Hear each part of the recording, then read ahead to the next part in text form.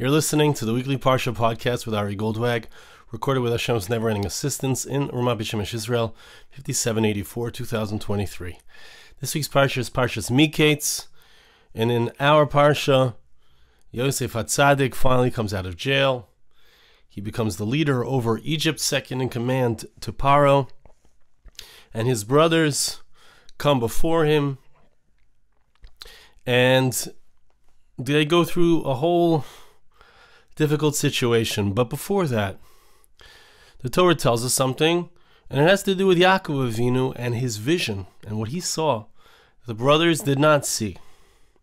But before we get to that, before we read the Medrash, I just want to tell you that today's podcast is going to be slightly different than the regular podcast that I do. Often what I do is I read a Medrash, try to understand what it says, and today I'd like to give you some impressions, not just of what this says in the Medrash, but some general feelings that I have today. We've been in Eretz Yisrael, here in the land of Israel. It's been 70 days since Shmini Atzeres, the last day of Hanukkah, which is today. Zos Hanukkah is exactly 70 days from Shmini Atzeres, the last day of Sukkot, when this war began. And I have a lot of things to say today that have to do with that. And I will forewarn you that if you don't want to hear about things that have to do with the war, it's probably better not to listen to this podcast. But what I'd like to share with you is not just, again, text-based, but emotionally based.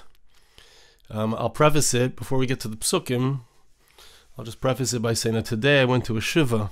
I went to the first day of shiva for the Loewenstern family, or Loewenstern family, who the father, Elisha Loewenstern, or Loewenstern, passed away, was killed on Wednesday evening, and his wife emailed me yesterday in the morning to tell me about it. I wasn't aware. I'm not looking at the news at this time, but I went there, and I want to give you some impressions from that, and I want to share with you a dream that someone in my house had 2 nights ago before I found out about this, and a dream that same young lady had the night of Shmini Atzeres 70 days ago. And I hope to connect it as well to the Parsha, to what we're reading here. And again, not my regular type of Dvar Torah, but I think it's very powerful, and I think it'll be very touching. Let's read the Medrash first, and then I'll share with you my impressions, and then we'll come back to the Medrash. Pasuk says, Vayar Yakov ki yesh shever-breaking. Jacob saw that there is food in Egypt. Now the Medrash points out, what do you mean there's food in Egypt? Yakov was Yakov in Egypt that he saw? The language of seeing means you see with your eyes. What does it mean that Yakov saw? Right, the pasuk then goes on to say that when he speaks to his sons, he says, I heard that there is food in Egypt. So what does it mean that he saw that there was food in Egypt? Seeing indicates a more direct type of experience. So the Medrash says, from the fact that the pasuk changes the way it speaks first about Yakov seeing, and then it says that he heard. From the time that Yosef was taken, from the time that he was sold into slavery, he lost. Yakov Avinu, Jacob, lost his divine inspiration. He wasn't able to see and know things that he knew before. Whereas before, Hashem would reveal things to him, and he would know things through that revelation. From the time that Yosef was sold, Yakov became sad, he became depressed, and Ruach Hakodesh, the divine inspiration that he had before, left him.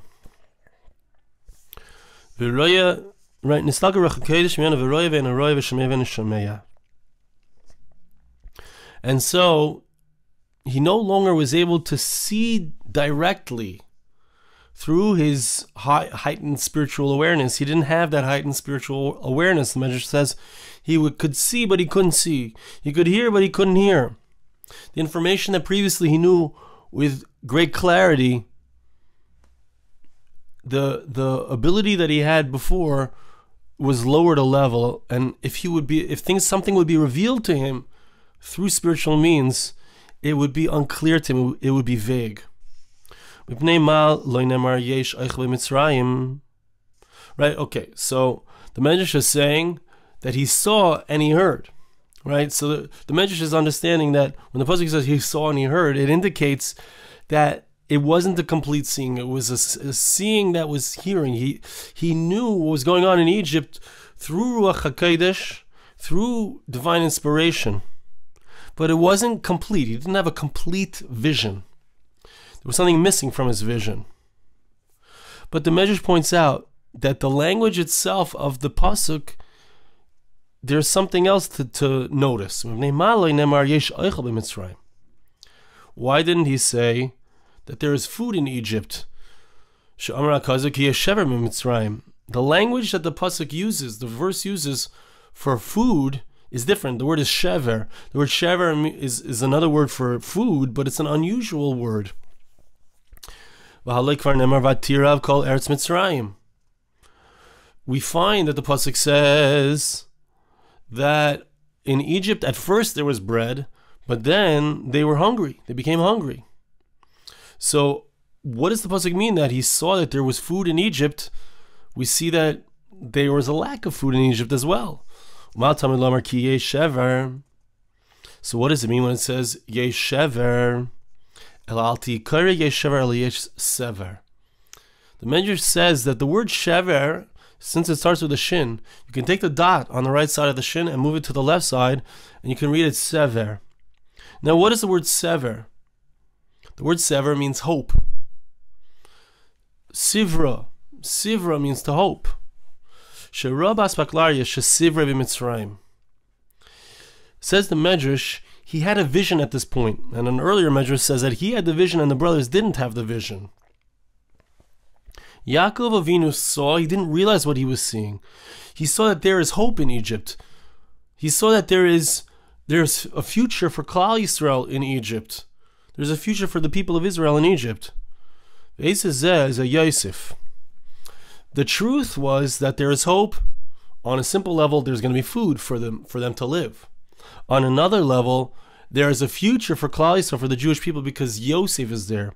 There is hope that he will see his son, his beloved son Yosef, once again. There is a hope. So it's very interesting because he has a vision, he sees something, and in this moment, there's no hope. He never thinks that it's 22 years since his son, as far as he knows, was killed by a wild animal. But still, he's getting a vision that there is hope within the moment where you should give up already. It's 22 years. You'll never see your son again. I'm sure he didn't imagine he would ever see his son again. When Serach Bas Asher comes to tell him, he doesn't believe it. It's such an impossible thing to imagine for Yaakov. So the farthest thing from his mind is any hope of him seeing his son. And yet, he's given hope. He doesn't even know what he has hope for, but he's given a sense of hope in the time of really the greatest sense of Yeush, of giving up. And that's the Medrash. That's the Medrash that I'd like to attach and connect to some impressions that I want to share with you. I mentioned at the beginning that I went to the Shiva. I wanted to go to the Levaya. I didn't know exactly when the funeral would be, and unfortunately I missed it last night. But I went to the Shiva. Why did I go to the Shiva of Elisha Loewenstern, which, if you're following the Jewish news, you probably saw his face, a red beard, a soft smile. So this same Elisha Loewenstern, I've been in touch with, and him and his wife. His wife is an incredibly strong person. I've been in touch with numerous times over the last few years. They came to my online shows that for my crowdfunders. They were They were amongst those who gave and helped that I should be able to create the music of the albums.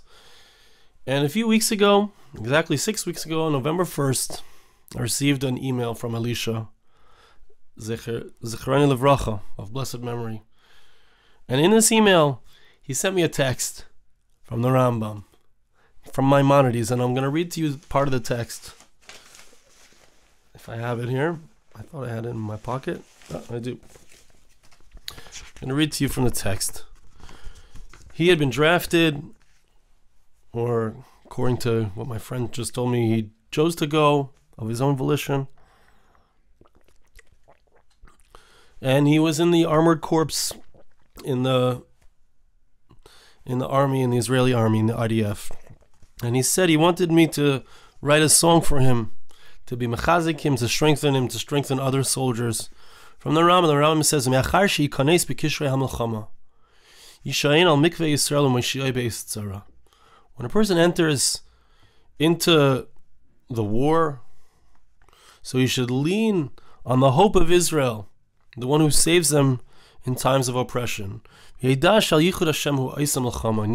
needs to know that he's fighting for the yichud of Hashem. He's fighting for God's sake. A person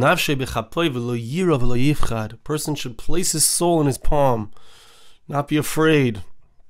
Not be afraid. Interestingly, the Rambam says, don't think about a person's wife and his children. And a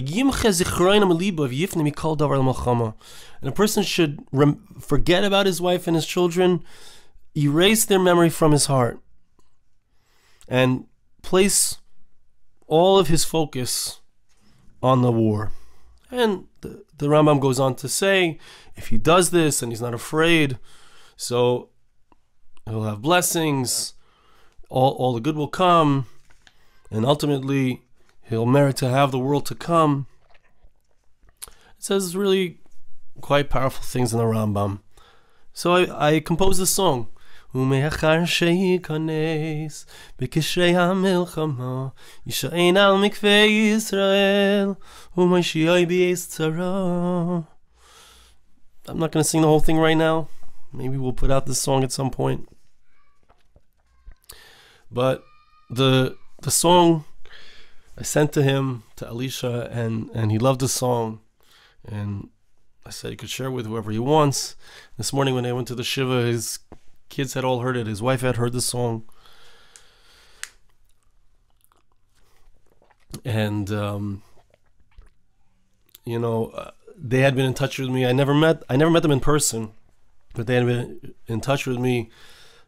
His parents live here not far from me in Beit Shemesh, and they had wanted to come perhaps one time to meet me, and it was sad that this was the time that we would meet under these circumstances. But I told the kids, who were very excited. They know the music. They know they know my music very well, the Ari Goldwag music. And came and I sat with the kids and I sang for them. And I was very touched, and they were too. And but now I'd like to share with you from that impression. I would like to share with you another impression. My daughter, my 9-year-old daughter, on the night of Shmini Atzeres, before the war began. So in the morning we came into the room when the sirens were blaring, and she just woke up. She said, I had a dream.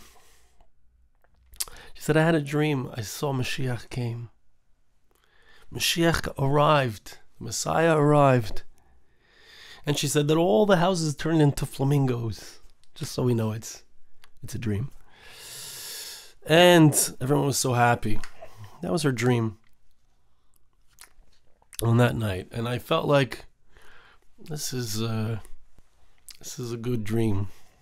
Obviously, it's a good dream.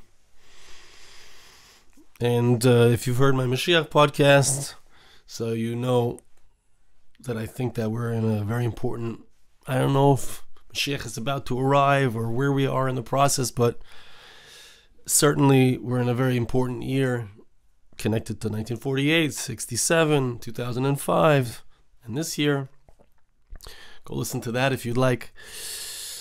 But just 2 days ago, right before the night, yesterday, before I heard about the fact that Rebbe Elisha was killed, so my daughter had a dream, the same daughter, almost exactly 70 days later, as we come into the end of Hanukkah, final days of Hanukkah.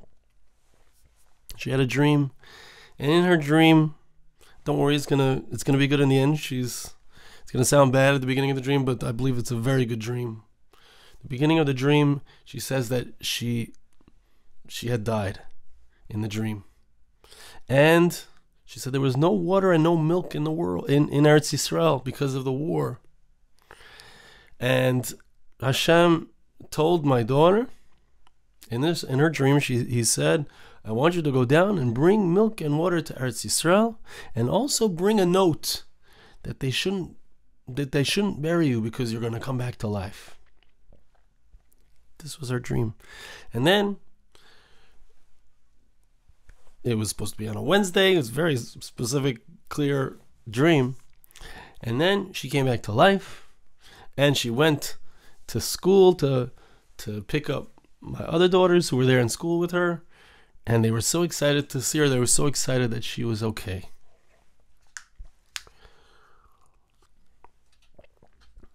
And I heard this dream, and I said, this is a very good dream. This is a very good dream. And I'll add that all my kids, Baruch Hashem, are spiritual and are sensitive, but this child is especially.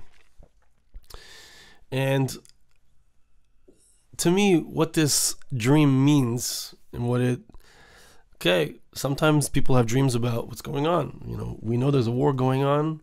We know times are hard. But I think that there's more to this dream. And I'm not going to get into all of the details and how I think that the Wednesday, the fact that there's something revolving around Wednesday is significant. I can't really explain it exactly here in full detail, but what I will say is that the Jewish people are going through a hard time. And Klal Yisrael, our soldiers are dying. And that's where I was today. And just like Yakov Avinu, it seems, is there hope? Okay, maybe in the war with Hamas, it feels like there's hope. But let's look at the broader, what's going on with Lebanon, with the West Bank, Yehuda v'Shamron, with Iran, with the Houthis. And if we think about it, we could feel yush. We could feel like it's hard, it's challenging, it's tough. You go into a shiva house, you come out and you feel broken. Yesh shever b'Mitzrayim. The word shever can also mean broken. It feels like everything is broken. But the word shever, which means broken, is also the word sever, which means hope. Yaakov Avinu doesn't even know. He doesn't even know what to hope for. He doesn't even know that he could hope to ever see Yosef again. But in the darkness, in the brokenness, Yeshever b'Mitzrayim, in the brokenness in Egypt, what a terrible place to have to go, like we saw last week. But within that, there is hope. Yeshever, the Yesever, there's hope. In the darkness, in my daughter's dream, it seemed like, oh no, it's terrible. Look, people, I see her, what she spoke about as representing the death that's going on in Klal Yisrael and the Jewish people. But there is hope. There is hope, and there's a point of turning, which is called Wednesday, which is, if you look at the days of the week, it's the fourth day. Chesed, Gevurah, Tiferes, Netzach. And if we count in the months of the year, starting with Cheshvan, if you listen to my podcast, you'll understand why. Cheshvan, Kislev, Teves, which is the month we're in now. Shvat, there's a turning. It's the fourth month in this series. There's a turning on the way to Adar Beis. There's a turning. And there's a darkness. And there's a moment where it feels like there's no food and there's no drink. There's no milk. and there's no water, but it turns. It turns, and you read the Rambam, and you feel like, I sang you this song, Elisha, and it says, you can depend on Hashem. And it says here, which I didn't read before, but if you do it with all of your heart and without fear, and as Elisha's wife said to me, Elisha Loewenstern, as she said to me, I told my husband that he has to erase, not think about me at all, like it says in the Rambam, and he thought that way. I said, I didn't include those words in the song because I can't say that, but you could say it. She's so strong, so impressive. But it says at the end, whoever does it, they're promised, they're guaranteed, nothing bad will happen to them. That's what the Rambam says, it's a promise. And as I sat there next to those kids today, there was a man, looked like a Rav, who sat there also next to the kids, next to Eitan and Benaya. And he said to them, and then his wife came over as well, he said that his wife had been previously married. 30 years ago, his wife's first husband was killed in a terror attack. And then he married his wife, and he raised her kids. And he wanted them to know that they lost their father, but their father will always be a demut, an example, and someone who will affect their lives. And I don't think that they could hear that or understand that. They're 12 years old, 11 years old. But I heard it, and I needed to hear that. And you say, look, the Rambam says a promise. And at the end he says, that he will build a house, and they will merit forever, and he'll merit the world to come. Well, it's easy for me to believe that he's in the world to come. And his wife said that as well. He's going to build a house. The house will be built. The house will be built. I could tell. I could read on the face of these kids. And there's hope. And that's what I want to say. I'm going to kind of bring it all together. In the moment that with Shmini Atzeres, when this war began and 1,400 people were killed, and Klal Yisrael was plunged into a war and into a challenging, difficult time, as so much has yesh shever, there's destruction, yesh sever, there's so much hope. All of the petty things we were fighting about before have flipped, and all of the Jewish people has been so nischazik, so strengthened. In the breaking is hope. In that moment, there's that dream of Mashiach. And in this moment, in the middle of it, when there's a breaking, when there's a shiva, when there's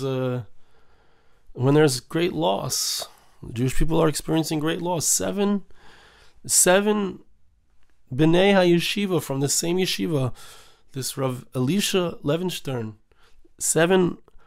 he and 6 other students of this yeshiva in Yerucham were killed in the war. That's a tremendous, tremendous loss, not just of Jews, but B'nai Torah. And in the shever, there's sever. In the breaking, there's hope. In the breaking, there is hope. And we